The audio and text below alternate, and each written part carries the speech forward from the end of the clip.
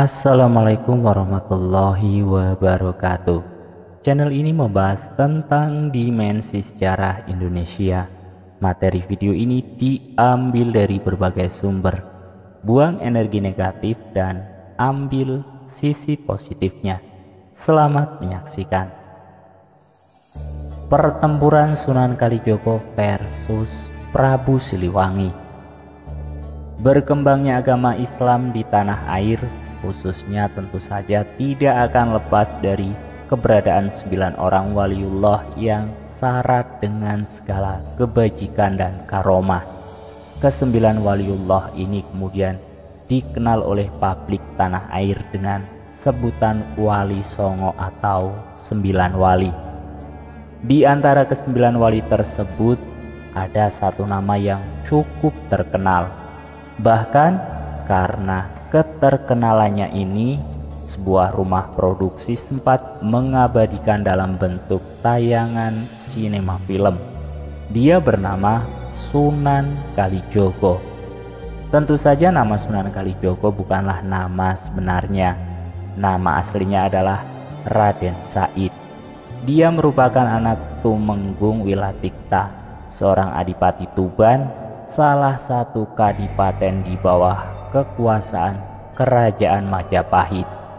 Konon menurut beberapa sumber yang pernah kami baca, Sunan Kalijogo diperkirakan lahir pada tahun 1450 Masehi.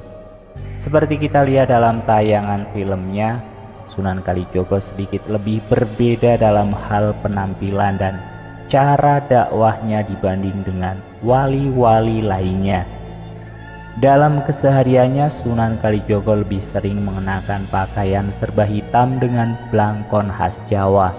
Sementara dalam mengenalkan Islam kepada masyarakat, Sunan Kalijogo kerap memasukkan nilai-nilai Islam dalam tradisi atau budaya masyarakat lokal seperti kesenian wayang dan lagu-lagu daerah.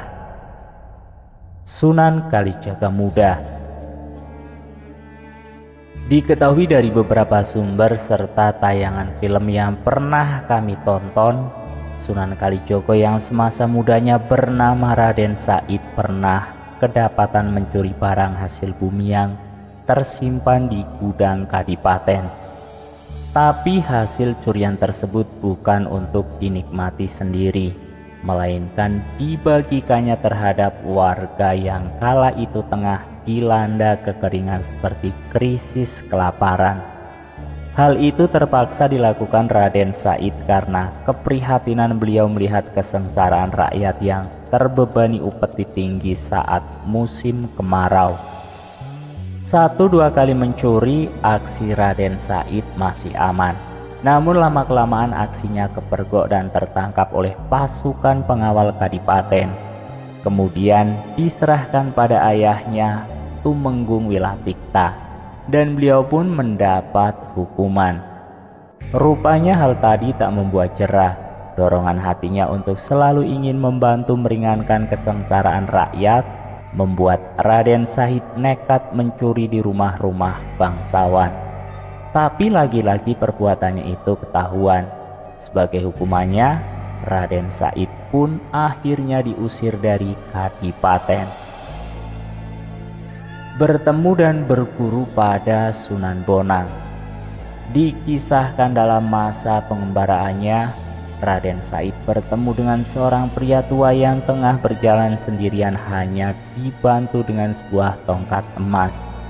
Timbul dalam pikirannya Raden Said untuk merampok dan merebut tongkat emas milik pria tua tersebut. Sayang, kali ini Raden Said salah sasaran. Sebab yang dirampok itu bukanlah pria sembarangan. Dia adalah salah satu wali yang dituakan. Namanya Sunan Bonang.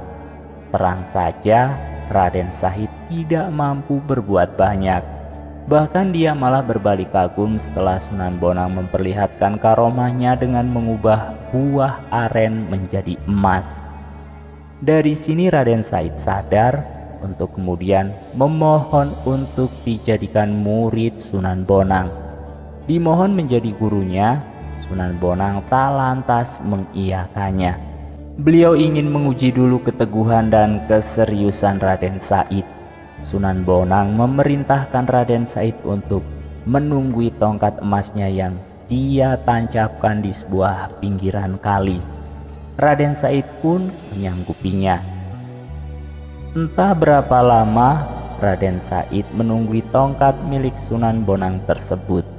Tapi yang pasti dia berhasil lulus dari ujian dengan menjalankan amanah Sunan Bonang. Nah, karena begitu tekun dan kuatnya menjaga tongkat emas Sunan Bonang di pinggir kali inilah, kemudian Raden Said mendapat julukan Sunan Kalijogo.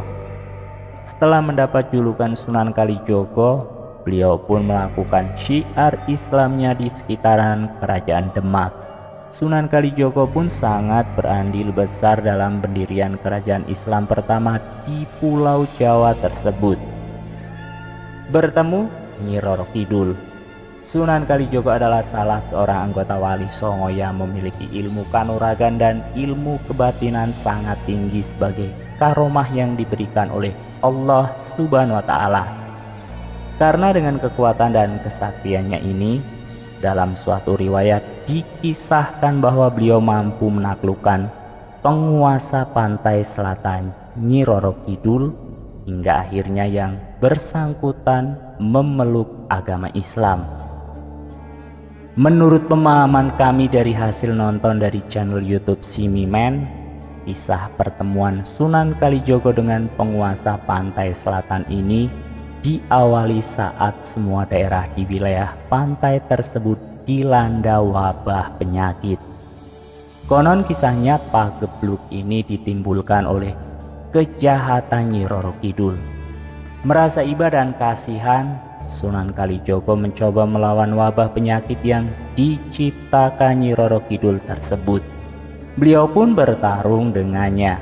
Sayang, pada kesempatan itu Sunan Kalijogo mengalami kekalahan. Namun pasca kekalahan itu akhirnya Kanjeng Sunan Kalijogo mendapat wangsit. Jika ingin mengalahkan Nyi Roro Kidul harus menghatamkan Al-Quran lebih dulu. Singkat cerita, Sunan Kalijogo pun berhasil hatam Al-Quran di Masjid Demak dengan disaksikan oleh beberapa anggota Wali Songo lainnya. Tak lama kemudian, usai sholat subuh berjamaah, para wali menemukan kulit kambing. Masih menurut penuturan dari channel YouTube Simimen, kulit kambing tersebut kemudian dibuat menjadi rompi dengan rajahan oleh Sunan Bonang. Rompi inilah yang kemudian disebut sebagai rompi Ontokusumo, hingga akhirnya dipakai oleh Sunan Kalijogo. Konon ceritanya setelah memakai rompi tersebut, kekuatan Sunan Kalijogo menjadi berlipat ganda. Rompi ini pula lah yang menjadi tameng dalam pertempurannya menaklukkan Ratu Pantai Selatan Nyi Roro Kidul. Namun versi lain mengisahkan bahwa pertemuan Sunan Kalijogo dengan Nyi Roro Kidul berawal dari sebuah peperangan antara Prabu Siliwangi dan Sunan Kalijogo sebagai utusan dari Sunan Gunung Jati. Peperangan terjadi karena Prabu Siliwangi yang merupakan Raja Pajajaran tidak menerima dirinya diislamkan oleh Sunan Gunung Jati. Dikutip dari Misteripedia.com, kala itu terjadi benturan amat hebat antara dua kepercayaan yang sama-sama kuat di masyarakat, yaitu Islam dan Hindu. Inilah yang menyebabkan perang saudara terjadi antara Prabu Siliwangi yang terkenal sakti mandraguna dengan pasukan dari kerajaan Cirebon. Dalam peperangan itu diutuslah Pangeran Arya Kemuning, Dewi Nyimas Gandasari, serta Nyimas Roro Kencono untuk menaklukkan kesaktian Prabu Siliwangi. Namun gagal. Karena itu akhirnya Sunan Kalijogo diutus untuk menghadapi sang Prabu Siliwangi. Namun lagi-lagi Cirebon kalah. Kisah Sunan Kalijogo dengan Nyi Roro Kidul atau yang bernama asli Dewi Nawang Wulan pun berawal dari sini. Syahdan sesungguhnya Dewi Nawang Wulan merupakan anak dari Prabu Siliwangi dari istri keduanya, Ratu Palaga Inggris. Sunan Gunung Jati mendapatkan petunjuk atau ilafat bahwa menaklukkan Prabu Siliwangi hanya bisa dilakukan dengan menggunakan tombak Karera Reksa. Ini adalah tombak sakti milik Nyi Roro Kidul. Diutuslah Sunan Kalijogo untuk menemui Nyi Roro Kidul guna mendapatkan tombak sakti itu. Saat bertemu Sunan Kalijogo, perasaan cinta di hati Nyi Roro Kidul mulai bersemi. Rupanya sejak lama Nyi Roro Kidul menyimpan rasa cinta pada Sunan Kalijogo.